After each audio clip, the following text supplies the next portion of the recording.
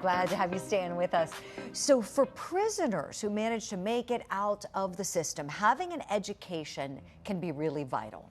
The state of Colorado, for example, has implemented a program to help out, and they hope it actually starts a precedent, begins a trend.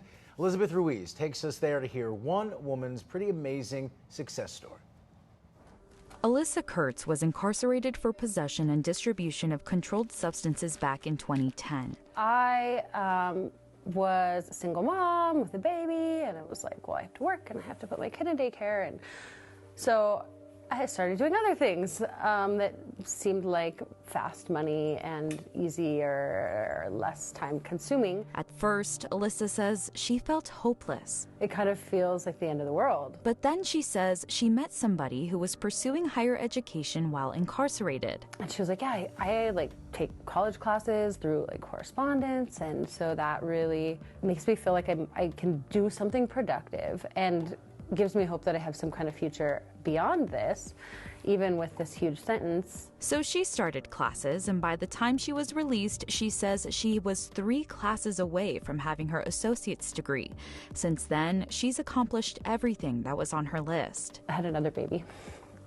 I finished my bachelor's degree in June, and I own a home, and I have like a vehicle that has a warranty. Have custody of all my kids. I have 2 jobs.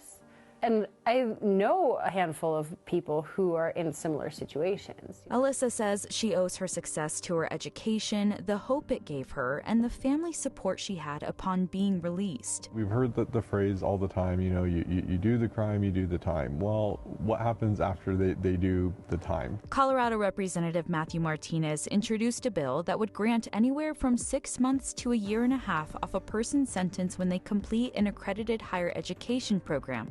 In other words, they'd be released early for getting an education. Here's visiting, so. Alyssa is an example of somebody who would be released early for pursuing higher education since she was convicted of a non-violent drug offense.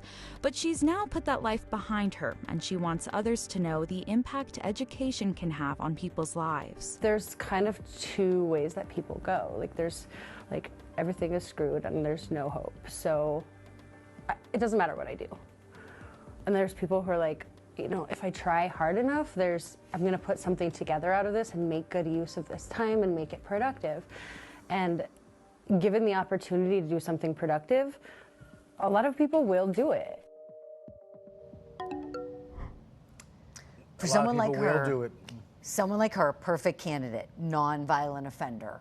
You know, that's really right. It's not for everybody. That's really the key. But in a country that focuses so much on putting people in, build the jail, lock them up. You know, yes, there is also the equally important question of what happens after they've, like that guy said, after they've paid their debt back to society for certain offenses.